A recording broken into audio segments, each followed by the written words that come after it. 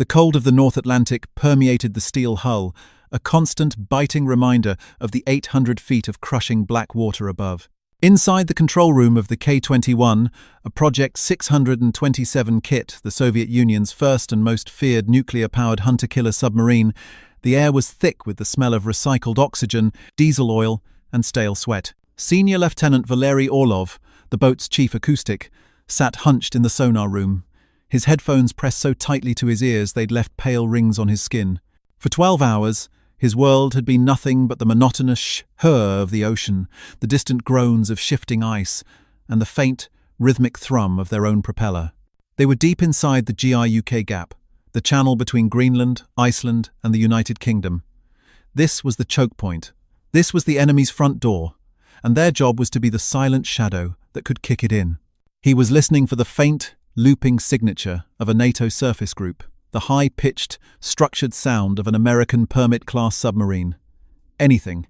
Instead, he heard the impossible. It was faint at first. Not a propeller, not a wail, a clean, sharp thump. It was a surface sound, a heavy splash. He stiffened, tapping his console. The bearing was problematic. 030. He toggled his filters. "Control, sonar."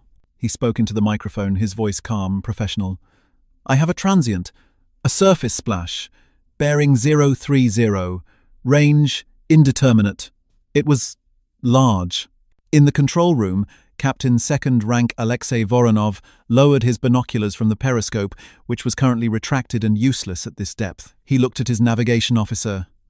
"What is at 030? The navigator ran a finger along his chart.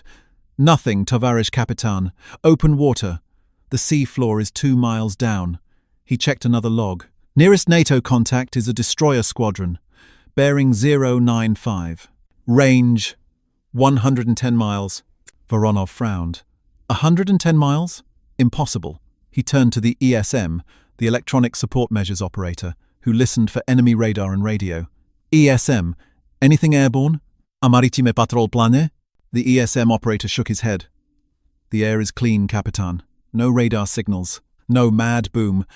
No magnetic anomaly detector, the telltale sign of a P-3 Orion hunting them from above."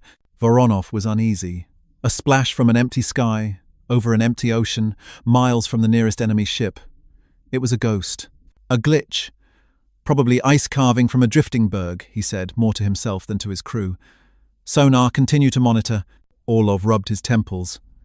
He knew what ice sounded like. This was not ice. This was metal hitting water. Hard. 30 seconds later, the ocean's gentle hiss was torn apart. A new sound flooded Orlov's headphones. A high-frequency, terrifyingly loud shriek. It wasn't the distant rumble of a ship's torpedo. It was small, fast, and close. And it was active. Ping, ping, ping, ping. It was hunting. "Torpedo!" Orlov roared, his professionalism shattering. "Torpedo in the water! Active sonar! Bearing 030, closing fast! It's right on top of us!" The blood drained from Voronov's face. From where? Battle stations. Alarm. Emergency deep. Hard to starboard. All ahead flank. Deploy countermeasures. The K-21 groaned as it plunged, the hull plates complaining under the sudden stress. Men scrambled, shouting, their footing lost in the sudden violent turn. The submarine was a steel coffin, and someone had just knocked on the lid. In the sonar room, Orlov was a mask of terror. The sound was deafening. Ping. P-I-N-G. P-I-N-G. P-I-N-G. The torpedo was faster than they were. It wasn't following their wake. It was predicting their turn. "It's still on us, Capitan. Oh gods. It's turning inside us. Closing. 800 meters. Lubay." The Zampolit, the political officer, was gripping a bulkhead, his face white, already preparing his report on who to blame. The captain gripped the controls, staring at the depth gauge as it spun. Deeper. Deeper. 400 meters! Orlov yelled. The crew braced for the impact, the final, crushing explosion that would tear their world apart. Nothing. The high-pitched shriek. Simply vanished. Orlov stared at his console. Silence. Just the pounding of his own heart and the roar of their own reactor. "Capitan," he whispered. his voice trembling. "The signal. It's gone. The torpedo. It just stopped." Voronov held his breath. 1 minute. 2. "Secure from battle stations," he said, his voice a low rasp. "Level off. Bring us to silent running." He didn't understand. Had the torpedo run out of fuel? Was it a malfunction? Or was it a warning? They limped back to Polyarny Naval Base 2 weeks later, their patrol cut short. The debriefing was tense. The crew was interrogated by officers from the Northern Fleet Command and a stern-faced man from the GRU, Soviet Military Intelligence. Captain Voronov's report was clinical. "We were engaged by an active homing torpedo. The weapon was delivered by an unknown vector. No aircraft was detected. No surface ship was in torpedo range." The admirals in Moscow read the report with cold disbelief. "Hysteria," one general declared. Captain Voronov heard a biological, panicked, and launched his own countermeasures, which he then mistook for a torpedo. "He is unfit for command." This was the comfortable conclusion. It was the sane conclusion. Then, 3 weeks later, a report arrived from the K-15, a different boat, a different captain, patrolling the coast of Iceland. The language was identical. Surface splash, no known contacts. Immediate, active homing torpedo. Evaded. And again. A Project 658 Hotel-class ballistic missile submariner Boomer, carrying the nation's nuclear deterrent, reported a phantom attack near the Faroe Islands. Splash from clear sky. No plane, no ship, active torpedo. Fired noisemakers and dove. Weapon ceased.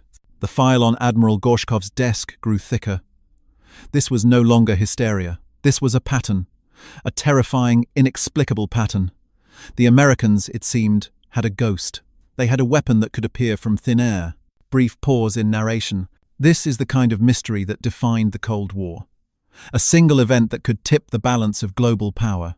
A weapon that defied the known laws of physics and threatened to make the entire Soviet nuclear deterrent obsolete overnight. If you want to understand these hidden stories, the secret weapons and impossible events that shaped our world, you're in the right place. Welcome to Cold War Impact. Make sure to subscribe so you never miss an investigation.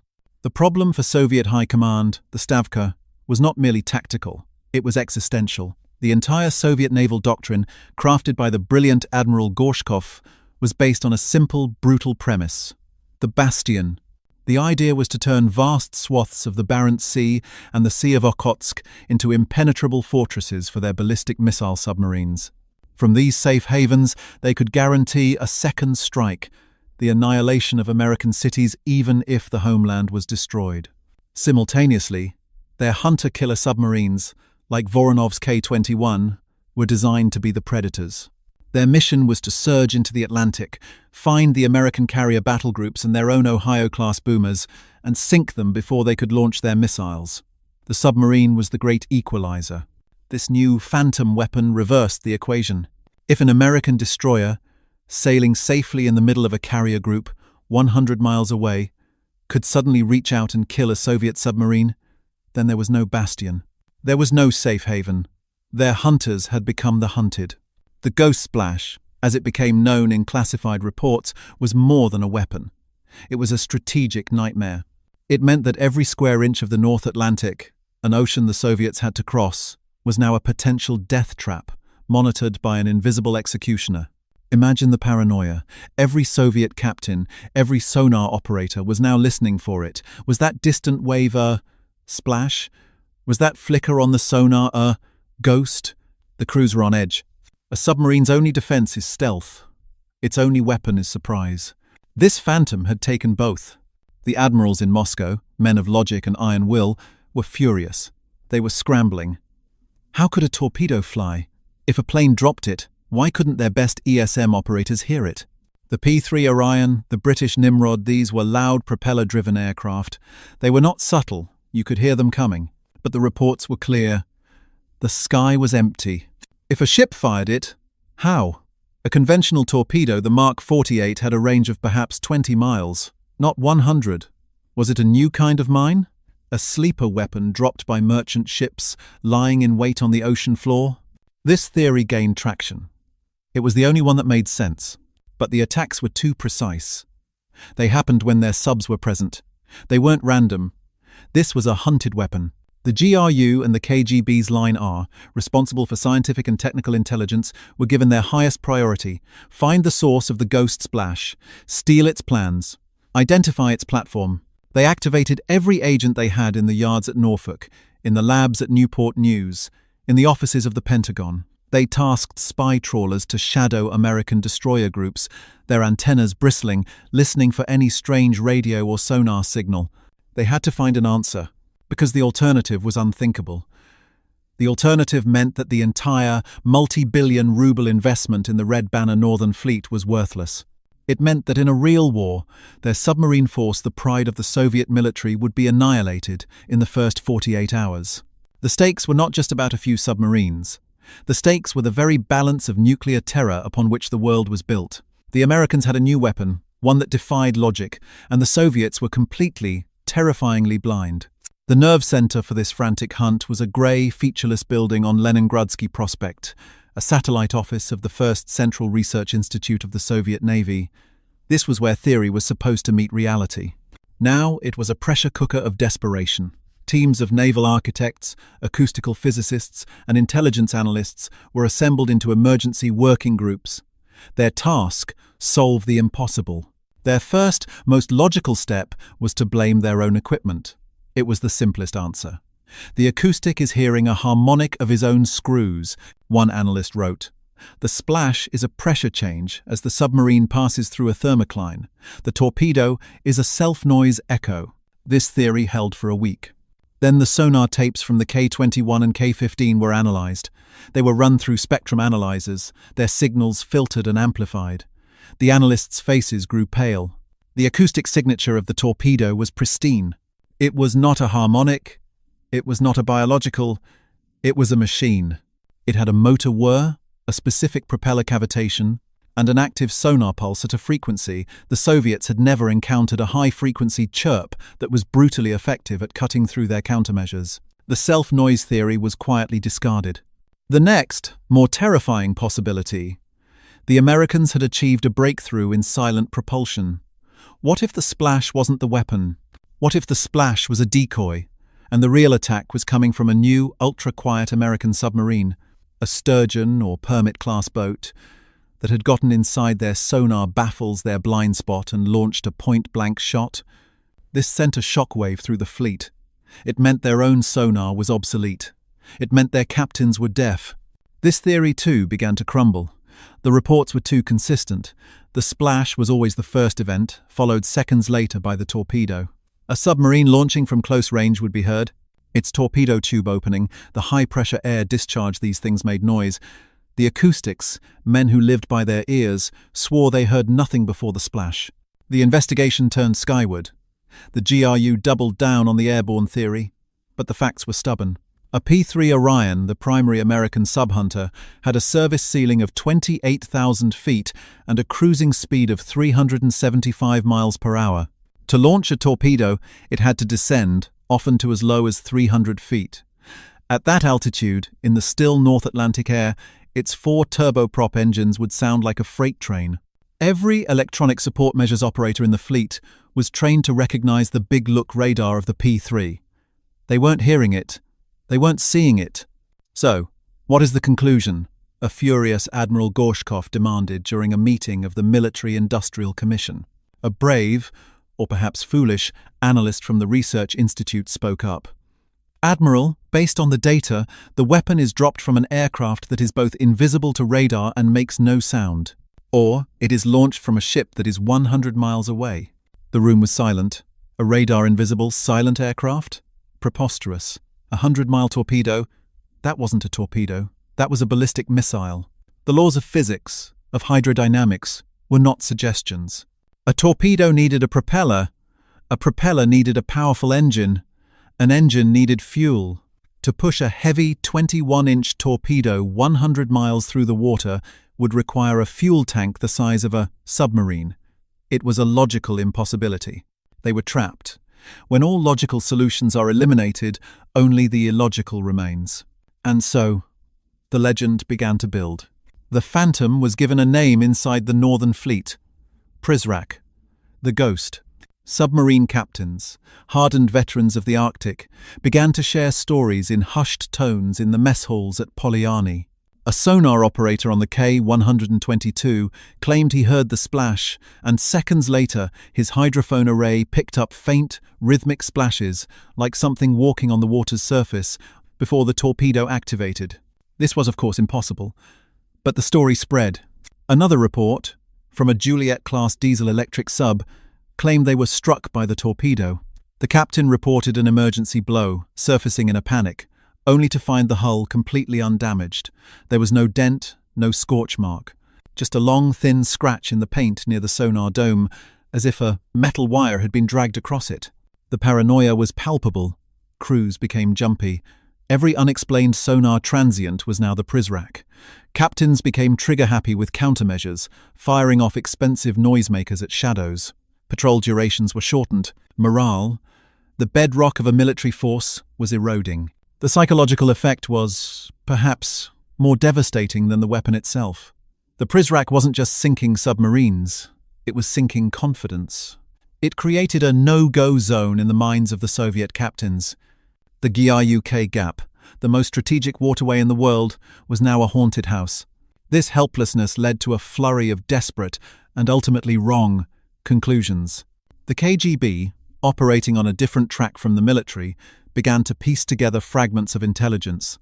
They heard whispers from agents in Japan about a new, flying torpedo.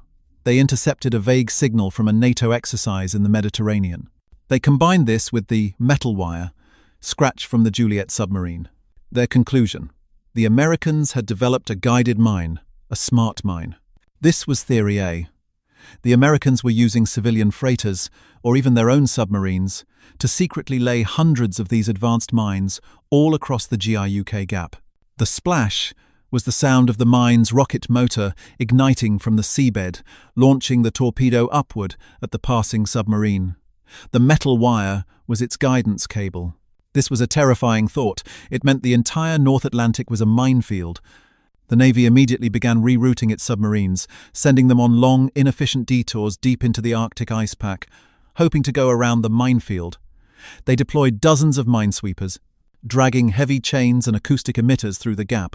They found nothing, not a single mine. Then there was Theory B. This one came from the GRU's more imaginative Special Analysis Department. They focused on the no engine and no radar aspect. They looked at the date of the first sighting.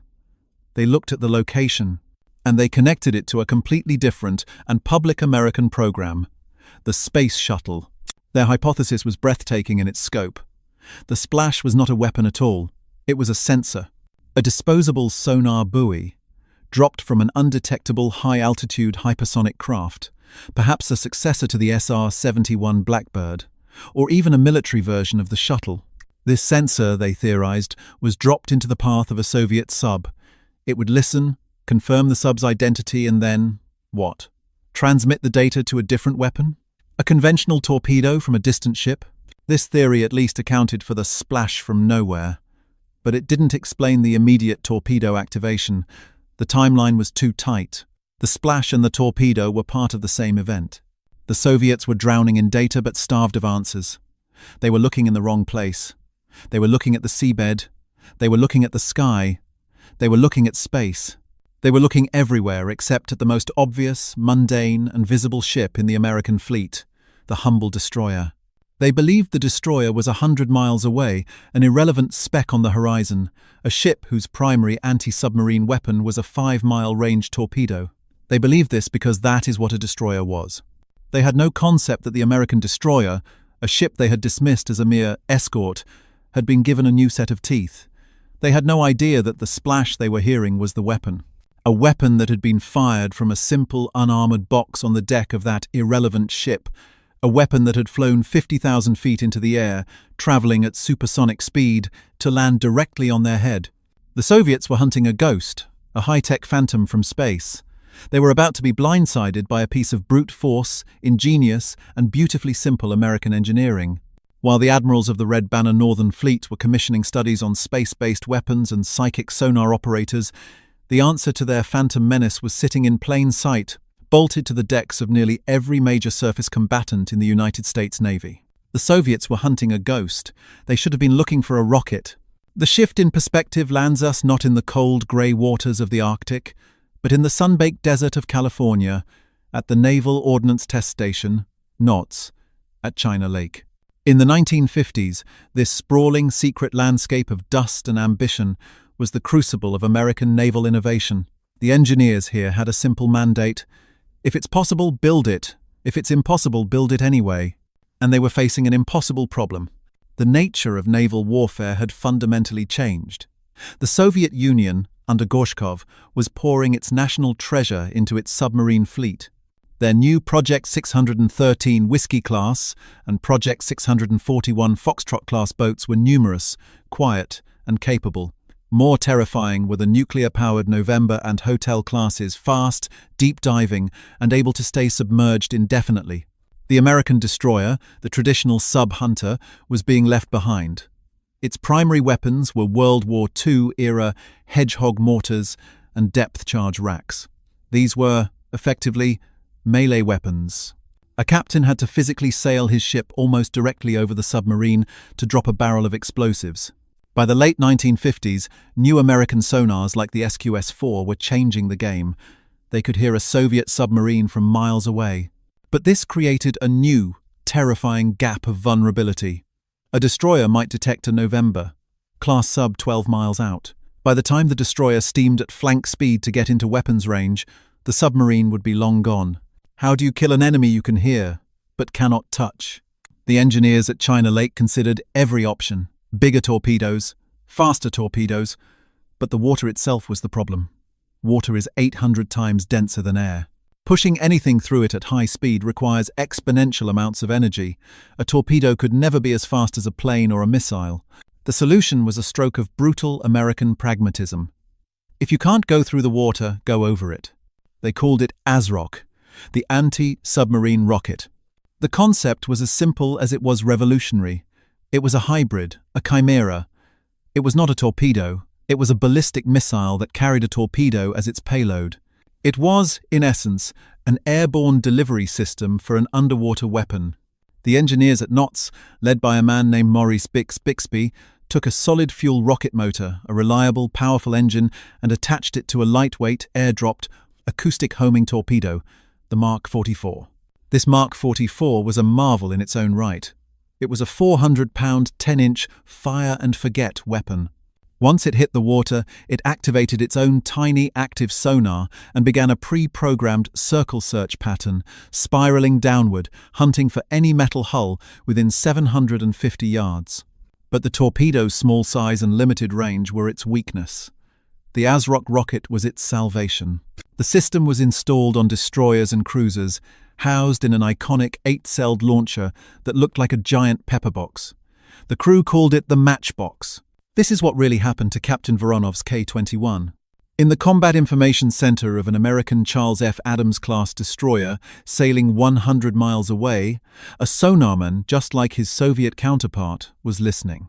But he was listening with the SQS-23 sonar, a massive, powerful array that filled the ship's bow. He got a faint, promising contact. Submarine, bearing 270, range, 0 yards, 7 nautical miles. He fed this data to the ship's fire control computer, the Mark 111. This analog brain, a room full of whirring gears, gyroscopes, and synchros, began to calculate. It tracked the K-21's course and speed. It factored in the destroyer's own movement. It calculated the air pressure, the wind speed, the humidity, and then it had a solution. The destroyer's captain gave the order, "Fire ASROC port side." There was no stealth, no subtlety. On the destroyer's deck, a tremendous whoosh and a crack of thunder echoed as the ASROC missile leaped from its cell. It climbed on a pillar of white-hot fire, trailing smoke, accelerating past the speed of sound. The men on the destroyer's bridge watched it go, a white streak climbing into the overcast sky. The rocket wasn't aimed at the submarine. It was aimed at a point in space.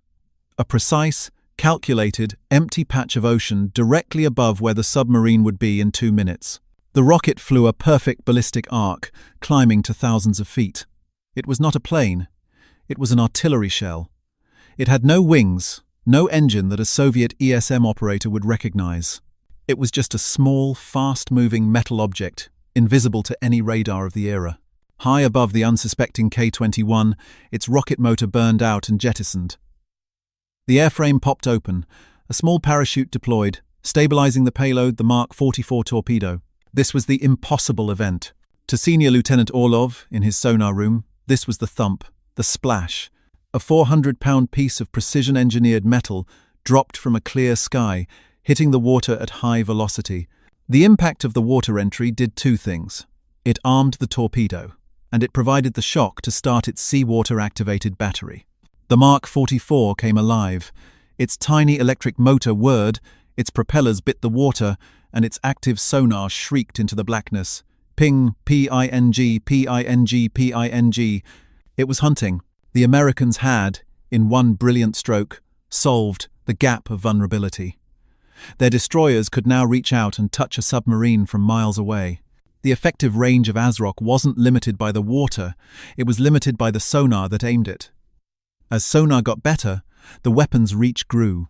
This was the ingenuity. It wasn't about creating some exotic science fiction technology. It was about mating two proven, reliable systems, a rocket and a torpedo, to create a hybrid that was greater than the sum of its parts. While Soviet intelligence was chasing theories about space planes and smart mines, American sailors were simply pointing a launcher, pushing a button, and letting gravity and ballistics do the rest. The ghost that haunted the Northern Fleet was, in reality, a $5 million piece of hardware fired from a ship the Soviets had dismissed as being safely over the horizon. The Soviets were playing checkers. The Americans had just introduced them to three-dimensional chess, and the Soviets were still completely in the dark. Their hunt for answers was about to lead them down a path of total humiliation, as the true, simple, and devastating nature of the threat was finally revealed. The revelation did not come in a flash of gunfire or a dramatic showdown in the deep.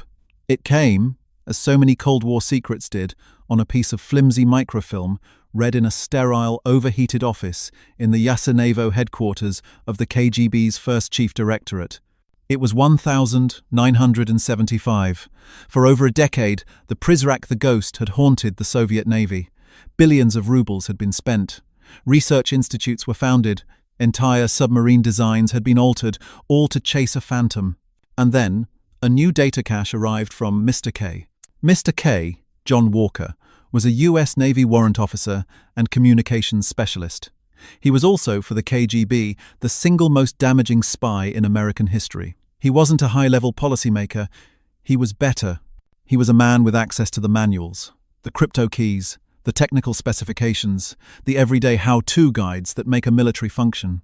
A junior analyst in Line R, the scientific and technical branch, was tasked with cataloging a new batch of US Navy ordnance manuals. He was bored. He was looking at schematics for depth charges, signal flares, and then he stopped. He was looking at a document titled US Navy Technical Manual, RER 5 Amperes ASROC. He read the description. Anti-submarine rocket. He saw the drawing, a sleek, simple rocket. He saw the launcher, the matchbox he'd seen in countless photographs of American destroyers. He saw the payload, a Mark 44 acoustic homing torpedo. And then he saw the number that made his blood run cold. Maximum range, 8 nautical miles, 15 kilometers. He was confused. 8 miles? The ghost splash reports were from contacts 100 miles away. This couldn't be it. This was a short-range defensive weapon. He put the manual aside. He was interrupted by his section chief, a grizzled GRU colonel who had been transferred to the KGB. The colonel had been one of the original investigators on the K-21 case. "What is that?" the colonel asked, pointing at the ASROC diagram. "Nothing, Tovarish Polkovnik," the analyst said. "A short-range American rocket. RER 5. The colonel snatched the paper. He stared at it, his eyes narrowing. "Short range? What is its guidance?" "It has none," the analyst replied. "It's unguided, ballistic, fired from the Mark 111 computer." The colonel's face went white. He grabbed the analyst by the arm. "You fool," he whispered. "You're reading the weapon's range. You are not reading the sonar's range."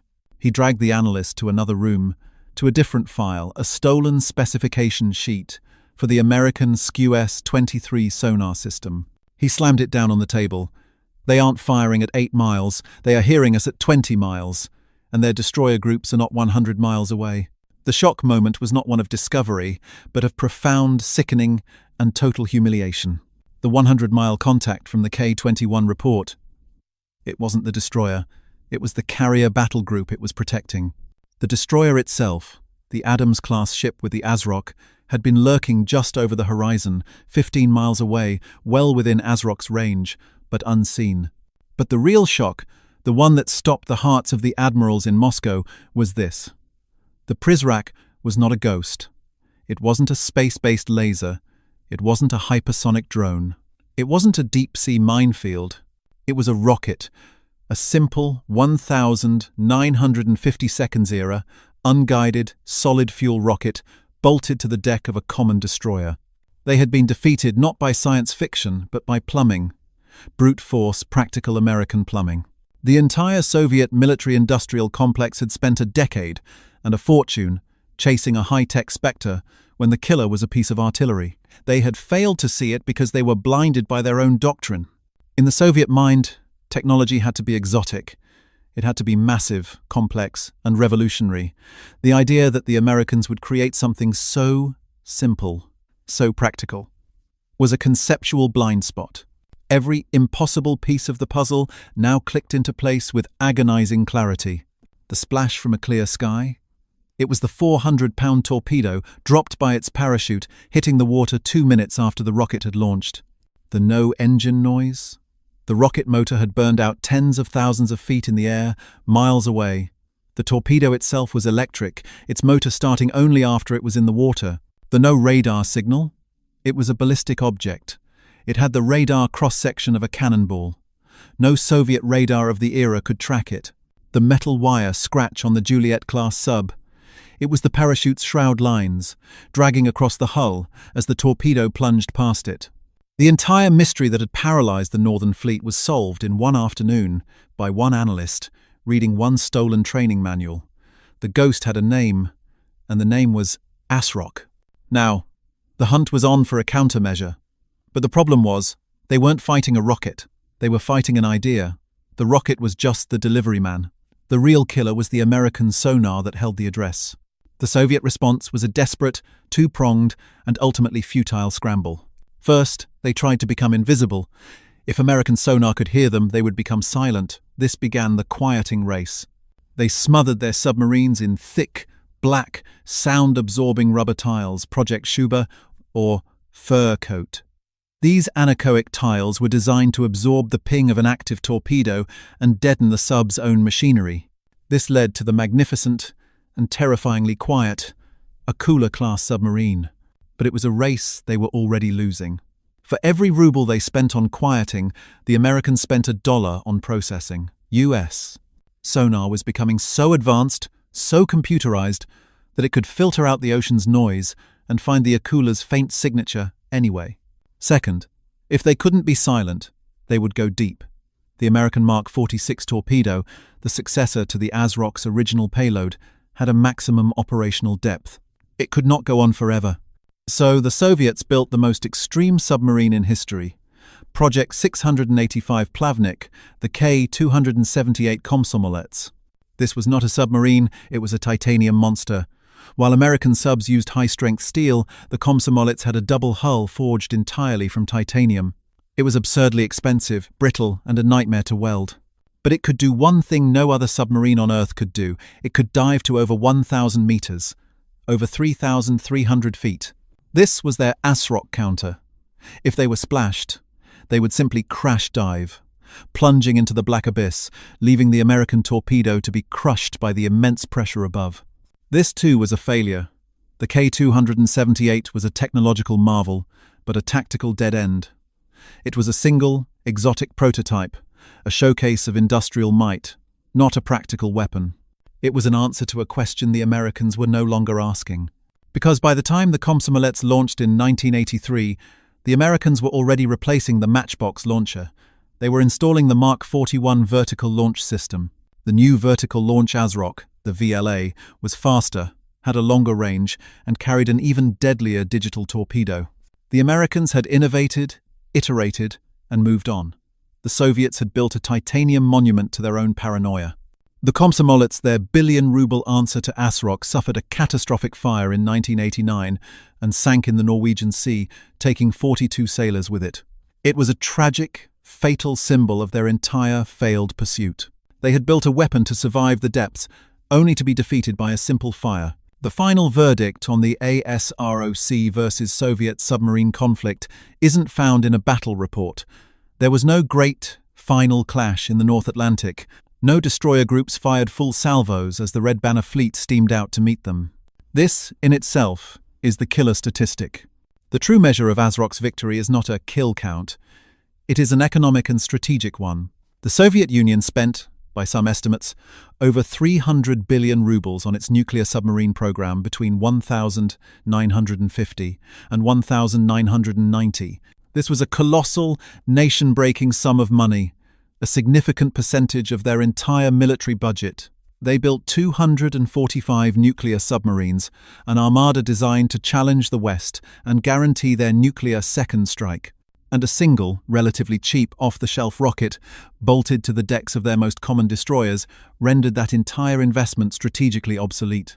The Prizrak, the ghost of the ASROC, achieved total dominance without a single missile being fired in anger. It won the war by preventing it. It so thoroughly checkmated the Soviet submarine doctrine that, in a real conflict, the Northern Fleet's bastions would have become slaughterhouses. The Soviet admirals knew this. After 1975, after the Walker spy ring revealed the truth, every Soviet submarine captain who left port knew, with chilling certainty, that he was sailing into a pre-targeted kill box. He was not a hunter. He was bait. This is the macro theme, the true systemic failure that the ASROC so perfectly represents. The Cold War was not just a battle of tanks and missiles. It was a battle of ideas, of economic systems, of engineering philosophies. The Soviet system, for all its power, was a system of imitation. It was a top-down, centralized behemoth that excelled at massive, state-directed, prestige projects. When they stole the plans for the B-29 bomber, they created the Tu-4, an exact, rivet-for-rivet copy. When they faced a problem, their solution was to build a miracle weapon to mobilize the entire state to create the biggest, the deepest, the fastest. The Komsomolet submarine, their titanium-hulled answer to ASROC, was the perfect symbol of this philosophy. It was a magnificent, absurd, and ultimately useless triumph of brute force. It cost a fortune, it solved a problem that had already changed, and it sank from a simple fire. The American system, by contrast, was one of innovation and iteration. ASROC was not a miracle weapon. It was a clever, practical, and relatively cheap solution built from existing parts.